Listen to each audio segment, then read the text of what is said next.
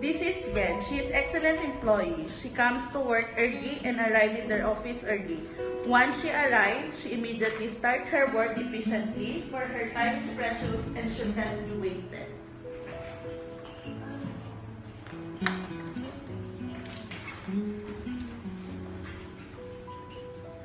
This is Jugi, the opposite character of Yen. He always wakes up late, always in a hurry, and arrives in the office late. He will even call his colleagues and ask them to cover up him if ever their boss look for him. And the door will be her boss, Akam scolding Jugi.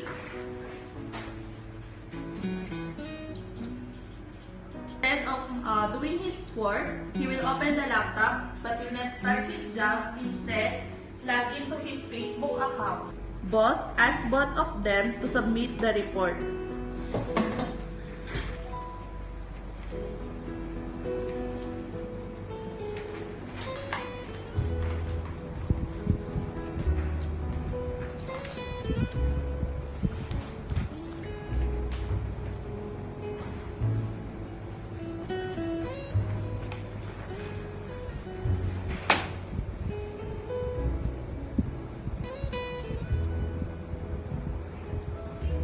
HR called Jugi by intercom.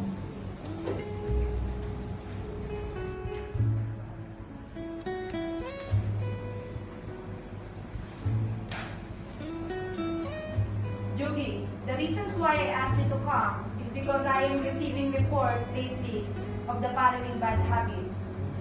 You are being late consistently, and this is not acceptable.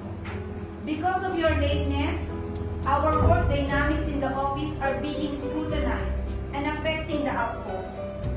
I need you to be in your desk starting tomorrow at 9 a.m., okay? This is a verbal warning. If this is continuous, I will request for a disciplinary action. Having said all of that, I know that you are a team player and a valued member of the team. I know that you can change. Jugi, you are listening to me. Thank you, Ma'am, for all the reminders. I will try my level best. During at work, Jugi approached Yen.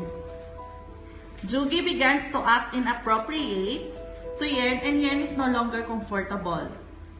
Jugi is starting to hold her hands and shoulder and Yen is looking so badly. HR called Jugi by intercom. Having receiving reports of harassing one of your colleagues, you know very well that this kind of act towards your colleagues, whether it is a form of race, religion, sex, color, or natural origin, is not acceptable in our company. It causes a very significant effect towards your colleagues and to you as well. Sexual harassment is an act of any unwelcome advances or requests for any sexual favor or verbal or physical contact resulting to intimidating, hostile, or offensive environment.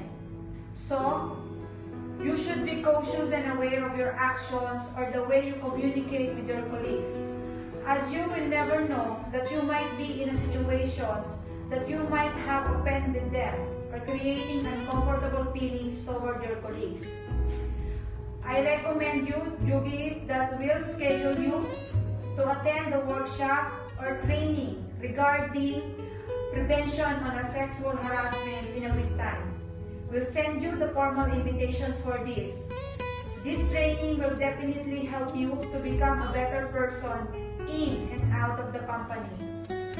Lastly, I still hope that you can do better next time, and if not, I'm so sorry, Jugi. I will recommend for a very intense disciplinary actions or terminations.